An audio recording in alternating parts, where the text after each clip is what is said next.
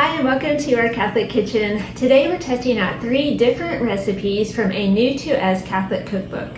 So this cookbook is a little unusually titled. It is called Tonight We Are Having Must Go. What is must go? Must go is anything in your pantry or your fridge that needs to be eaten up ASAP.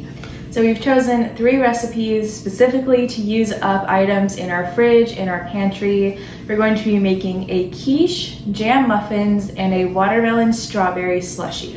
All must go items. So even though we didn't plan it, this will come together as kind of a nice late summer brunch. So let's go ahead and get started. So we found this cookbook at the St. Joseph Thrift Store in Bryson City, North Carolina on a recent day trip there. And Bryson City has a lot of seasonal residents, so a parishioner at St. Joseph's Church there wrote this cookbook to help people use up their leftovers before leaving town. So the thrift store sells copies of the cookbook that's only $2 each, so of course we had to buy one, and all proceeds from the sales go back into the thrift store, and that helps the community. So they had a lot of copies left. If you would like to purchase one, we'll leave the information down below. And this book has a lot of information about food prep and storage along with the recipes. And it also has this really beautiful vintage picture in the front that we really like.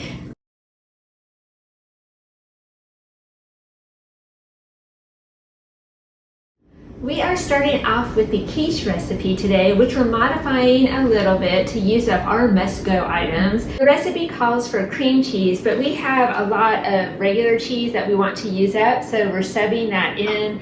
We also have an extreme glut of eggs in our fridge right now. This is only about half of it, so we're trying to use up some eggs also. So all in all, for the recipe, you need eggs, milk, pie crust, salt and pepper, cheese, and then filling items. So we have some meat, peppers, and broccoli that we're going to use up. Yeah, we're trying to use up all these leftovers, and we thought that this recipe was especially fitting for August and the Feast of St. Clair, which is August 11th, because it turns out that there is an interesting tradition with St. Clair and eggs.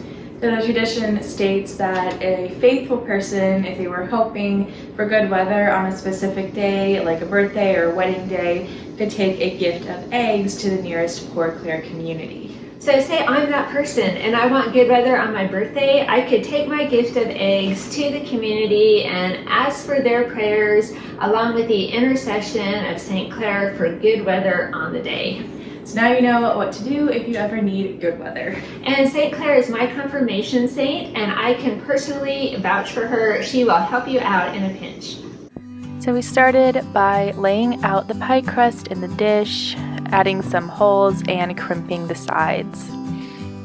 Then I cut up the broccoli, and we heated up some oil in a pan, added in the broccoli and the peppers, and let those cook. Then we cracked all the eggs, added the cheese and the milk, and stirred those all together. Then added the meat into the pie dish and added the vegetables. Then added the eggs and put some tin foil around the edges to prevent burning. And then just stuck that in the oven. And this was the result. So next we're going to be making the jam muffins.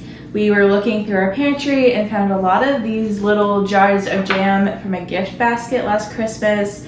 So this sounds like the perfect time to finally use those. Yes, and in our fridge we had some almost empty jars of jelly. So today is the day they're all going. So for this you'll need flour, milk, brown sugar, baking powder, salt, butter, all your jelly, and then pecans or a nut of your choice. And also eggs, which are over there on the other counter. So we started first by chopping up all of the nuts and then portioning out the jam. Then, of course, we had to also feed the beagle. And then we did our dry ingredients, so the flour, baking powder, and brown sugar. Just mix those all together. Then cracked the eggs. whisked those and added the milk. Then added in the butter and the jelly, which made a very, very strange mixture. Doesn't it look delicious? Then we added in the nuts and prepped our muffin tin. Then we added the weird chunky mixture into our dry ingredients and mixed those together, and then filled up the muffin liners. And that's what they look like when they come out of the oven. And we're finishing up today with the watermelon strawberry slushie.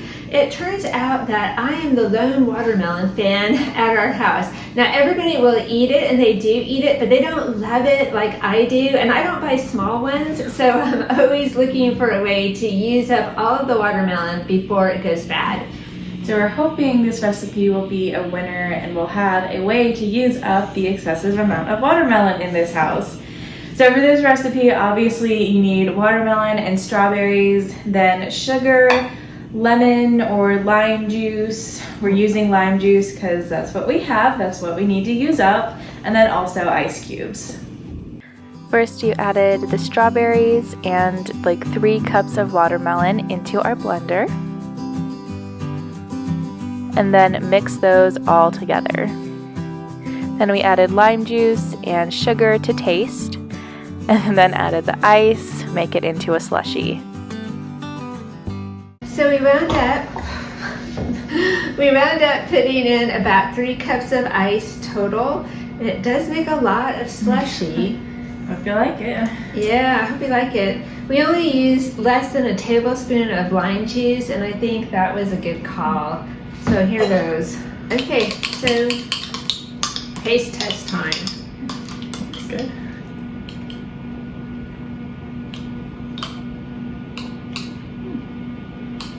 That's nice. It's good. Probably it could be a little bit sweeter. We try to go a little bit light on the sweetener, but yeah, it's 95 degrees outside, so this is very refreshing for today. Okay, so the quiche is done. Even though we tried to protect the crust on the edges, it still got a little brown. Well, it happens. It happens. Well, we're not pastry chefs. And then the muffins are also done. They are very unusual looking. They could be really good though. They could be really good. Can't judge. Yeah, don't judge a muffin by how it looks. We're going to let these cool because they're still pretty hot, and so we will taste the quiche first. Can smell the broccoli.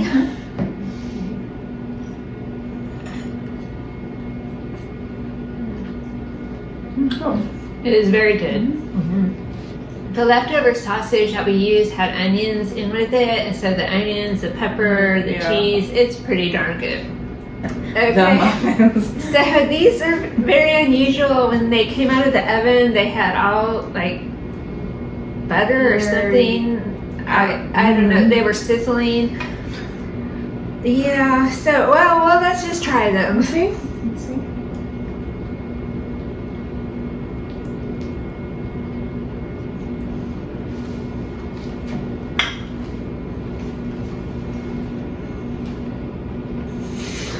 What?